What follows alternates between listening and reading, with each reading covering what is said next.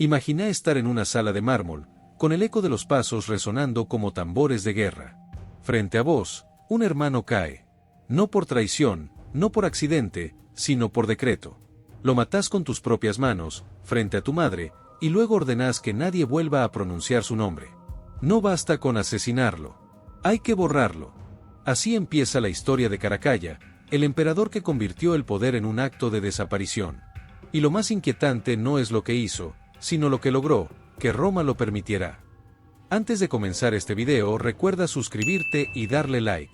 Caracalla no nació como un niño. Nació como una expectativa. Desde la cuna, su vida no fue juego ni ternura, fue entrenamiento. Su padre, Septimio Severo, no creía en la infancia.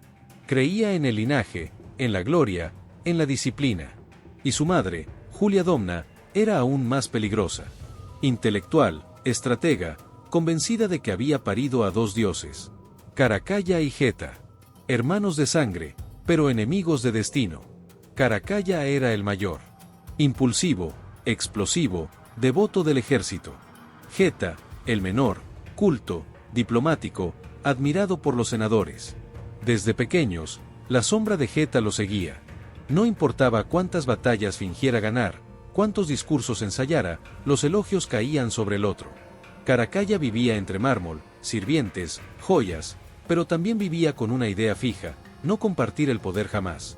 Porque en Roma, gobernar a medias era gobernar con un cuchillo al cuello. Jugaban a ser hermanos en público. En privado eran dos bestias enjauladas. Cada mirada era una amenaza. Cada gesto, una provocación. El palacio no era hogar, era campo de entrenamiento. Julia Domna los observaba, los moldeaba, los empujaba. No criaba hijos, criaba emperadores. Y en ese ambiente, el afecto se volvió debilidad. El abrazo, estrategia. La sonrisa, máscara. Caracalla aprendió que el poder no se comparte.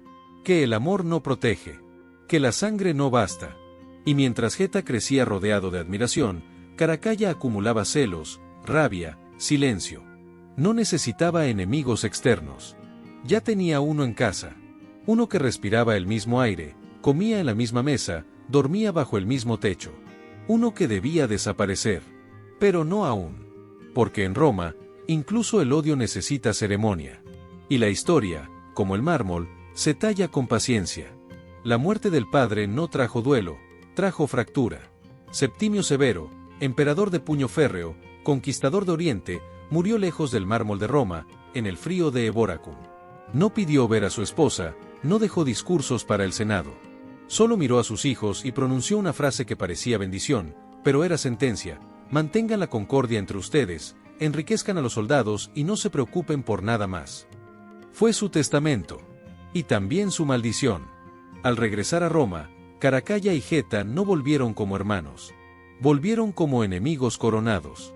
El imperio tenía dos emperadores, pero un solo trono. Dividieron el palacio como si fuera un mapa de guerra. Cada uno con su guardia, sus sirvientes, sus agendas. Julia Domna, la madre, vivía entre ambos en una habitación neutral, no por comodidad, sino para evitar que se asesinaran dormidos. El mármol del palacio olía a incienso, pero también a paranoia. A traición. A espera. Los senadores empezaron a elegir bando. Los generales también. La ciudad entera sabía que era cuestión de tiempo. Caracalla no confiaba en Geta.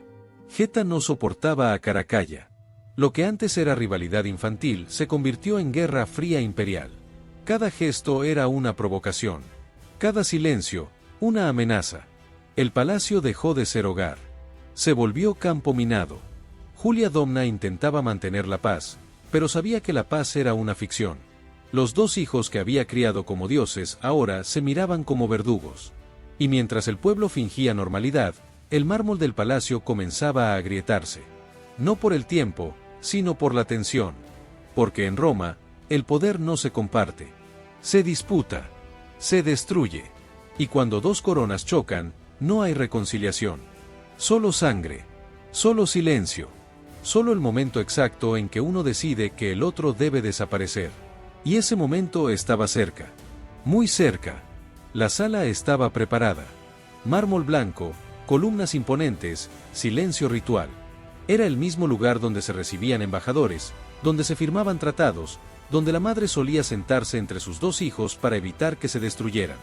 Pero ese día, la sala no era símbolo de paz. Era trampa. Caracalla había planeado cada detalle.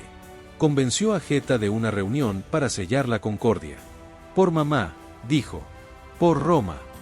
Julia Domna creyó. Quiso creer.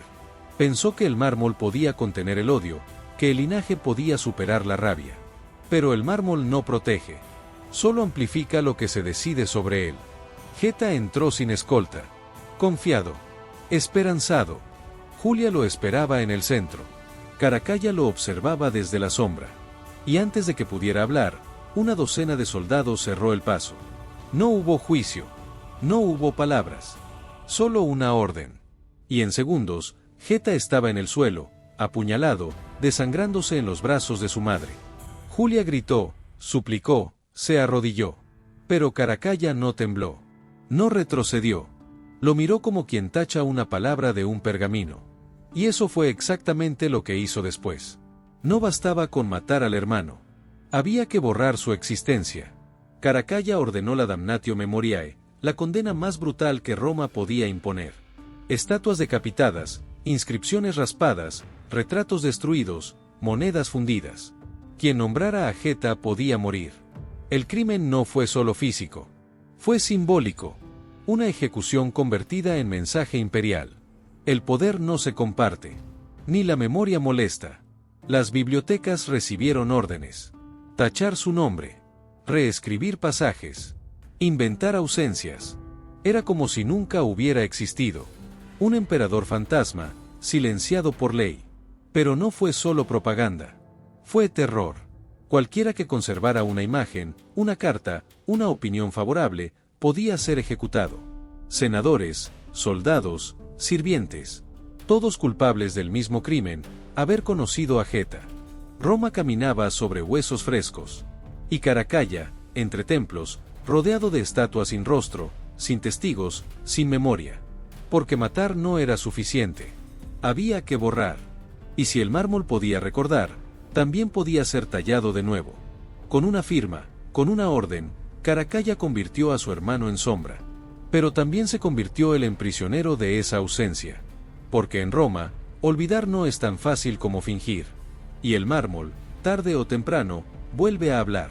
Caracalla había borrado a su hermano, había tallado su nombre en piedra y había convertido el imperio en una vitrina de mármol. Pero detrás de cada decreto había una deuda, detrás de cada mosaico, un cadáver. Su edicto de ciudadanía no fue un gesto de unidad, fue una jugada fiscal. Millones de nuevos ciudadanos comenzaron a pagar tributo, no por justicia, sino por necesidad imperial. El imperio se expandía en papel, pero se contraía en confianza. La igualdad era una ilusión. Una red de vigilancia disfrazada de inclusión. Con ese dinero, Caracalla construyó las termas más desmesuradas que Roma había visto. No eran baños. Eran monumentos a su ego. Columnas gigantescas, piscinas de todos los climas, bibliotecas, jardines, estatuas de dioses. Un templo para el pueblo, sí, pero también una advertencia. Porque cada piedra decía, miren lo que soy capaz de construir. Imaginen lo que soy capaz de destruir. El pueblo iba, claro, porque eran gratis. Y porque quejarse salía caro. Pero detrás de cada estatua había cadáveres políticos. Detrás de cada mosaico, una deuda impagable. Las termas no eran descanso. Eran propaganda. Una arquitectura de poder tallada sobre silencio. Y mientras medio imperio se desangraba en guerras, Caracalla soñaba con emular a Alejandro Magno. Quería Oriente. Quería gloria. Quería eternidad. Pero ni los generales lo respetaban, ni el pueblo lo amaba. Solo el ejército lo sostenía. Y a veces, ni eso. En una campaña militar, ordenó detenerse. Bajó del caballo, se alejó unos pasos y orinó junto al camino. Sin guardia. Sin casco. Sin miedo. Un centurión humillado días antes se le acercó. Marcialis. No olvidó. Sacó el puñal y lo clavó. Caracalla cayó solo, ensangrentado y con los pantalones bajos. Así muere un emperador. No en batalla. No en ceremonia. Sino en el momento más humano y más ridículo. Su cadáver fue enterrado a toda prisa. Su asesino ejecutado poco después. Y el imperio simplemente siguió. Sin duelo. Sin monumento. Sin legado. Caracalla, que había querido parecerse a Alejandro, terminó como una sátira. Su historia no se apagó con honor. Se desinfló con ironía. Porque incluso el hombre más temido de Roma puede caer por la espalda y por su propia soberbia. No fue el primero en matar por poder. No fue el último en gobernar con miedo.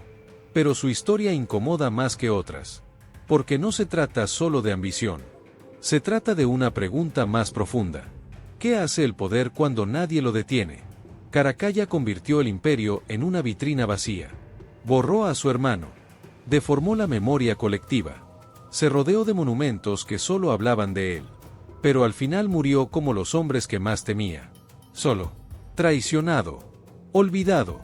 Y mientras el mármol de sus termas sigue en pie, el eco que resuena entre sus ruinas no es el de la gloria. Es el de la advertencia. Porque el poder, cuando no tiene límites, no construye imperios.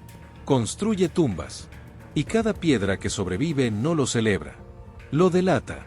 Caracalla murió como no quería, solo, traicionado, sin mármol ni legado. Pero su historia no se apagó. Quedó grabada en las ruinas, en las estatuas sin rostro, en las preguntas que aún incomodan. ¿Qué hace el poder cuando nadie lo detiene? ¿Cuánto hay que borrar para sentirse seguro? Y si el silencio es más fuerte que la sangre, ¿quién queda vivo realmente? Si esta historia te hizo mirar el mármol con otros ojos, suscríbete. Porque el imperio cayó, pero sus sombras todavía están vivas. Como siempre, si les gustó este video, no olviden suscribirse y dejar su like. Nos vemos en el próximo video.